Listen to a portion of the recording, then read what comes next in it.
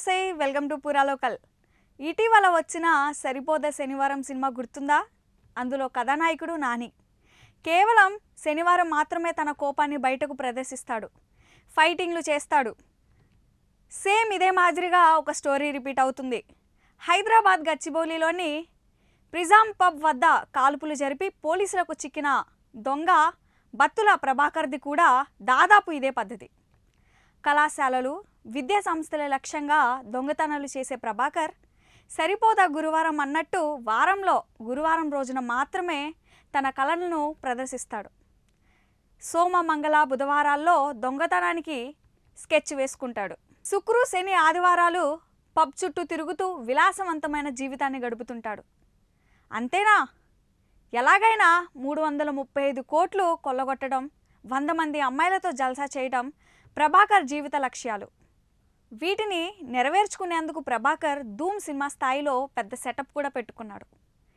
తాను నివాసం ఉండే ఫ్లాట్లోని ఓ గదిలో గోడకి తన తదుపరి లక్ష్యాలు, అవి నెరవేర్చుకునే మార్గాలకు సంబంధించిన ఫోటోలతో కూడిన మ్యాప్లను ఏర్పాటు చేసుకున్నాడు.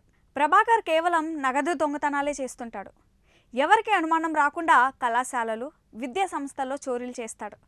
సోమ, మంగళ, బుధవారాల్లో రెక్కి చేసి గురువారం దొంగతనం చేస్తుంటాడు. కనీసం 10 లక్షలు దొరుకుతాయని అనుకుంటే డ్యూటీ ఎక్కుతాడు. ఒక దోపిడిలో 3 కోట్లు కొల్లగొట్టాలని, జీవితకాలంలో 335 కోట్లు దోచుకోవాలనే లక్ష్యంగా పెట్టుకున్న ప్రభాకర్ 80 వరకు కళాశాలలో చోరీలు చేశాడు. కార్పొరేట్, ప్రైవేట్ హాస్పిటల్పై కన్నేశాడు. హైదరాబాద్లోని 2 కార్పొరేట్ హాస్పిటల్స్పై స్కెచ్ కూడా సిద్ధం చేసుకున్నాడు. ప్రభాకర్ ఓ సెల్ ఫోన్ వాడతాడు, కానీ అందులో సిమ్ కార్డు ఉండదు. చోరీల కోసం రెక్కికి వెళ్ళినప్పుడు తనకు కావాల్సిన ఫోటోలు తీసుకునేందుకు ఆ సెల్ ఫోన్ వాడతాడు. అలాగే చోరీ చేసే గదిలో చీకటిగా ఉంటే సెల్ ఫోన్లోని టార్చ్ లైట్ను వాడతాడు. ఇక గచ్చిబౌలిలో నెలకు 50,000 అద్దె చెల్లిస్తూ ఓ ట్రిపుల్ బెడ్రూమ్ ఫ్లాట్లో ఉంటున్న ప్రభాకర్ ఆ ఫ్లాట్లోని ఓ గదిని డైన్గా మార్చేశాడు. సినిమాలో చూపించే విధంగా దోపిడికి స్కెచ్లు, చోరీకి వెళ్ళడానికి రూట్ మ్యాప్స్, దోపిడికి టార్గెట్ చేసిన లొకేషన్కు సంబంధించిన ఆ గదిలో ప్రత్యేక ఏర్పాటు చేసుకున్నాడు. ఊర్లో తనకు చేపలు, రొయ్యల చెరువుల వ్యాపారాలున్నాయని చెప్పుకునే ప్రభాకర్ ఖరీదైన బ్రాండెడ్ దుస్తులు వేసుకొని తిరుగుతూ 40,000 విలువైన మద్యం తాగుతూ దర్పం ప్రదర్శించేవాడు. స్నేహితుడి పేరిట కొనుగోలు చేసిన స్కోడా కారులో తిరిగేవాడు. డబ్బు అవసరమైన ఆన్లైన్ లావాదేవీలు చేయాలన్నా పబ్లో ఎవరైనా పరిచయం అయితే వాళ్ళ బ్యాంక్ ఖాతాలు వాడేవాడు. ఇక 2 సార్లు బీహార్ వెళ్ళి 2 తుపాకీలు తెచ్చుకున్న ప్రభాకర్ ఓఆర్ఆర్ సమీపంలోని అటవీ ప్రాంతంలోకి వెళ్ళి తుపాకీ పేల్చడం సొంతంగా నేర్చుకున్నాడు. 500 బుల్లెట్లు కొనుగోలు చేసి శిక్షణకు 100 రౌండ్లు దాకా వాడేశాడు. 9వ తరగతి వరకే చదువుకున్న ప్రభాకర్ తెలివికి ఆశ్చర్యపోతున్న పోలీసులు అతన్ని లోతుగా విచారించడానికి కోర్టులో కస్టడీ పిటిషన్ వేశారు.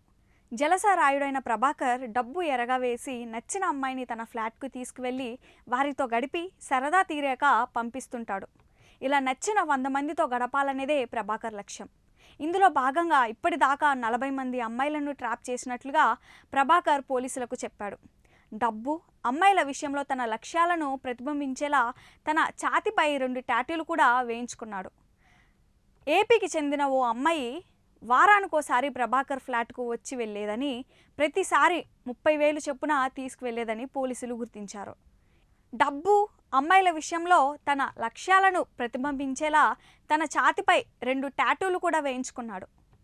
ఏపీకి చెందిన ఓ అమ్మాయి వారానికోసారి ప్రభాకర్ ఫ్లాట్కు వచ్చి వెళ్ళేదని, ప్రతిసారి 30,000 చొప్పున తీసుకువెళ్లేదని పోలీసులు గుర్తించారు.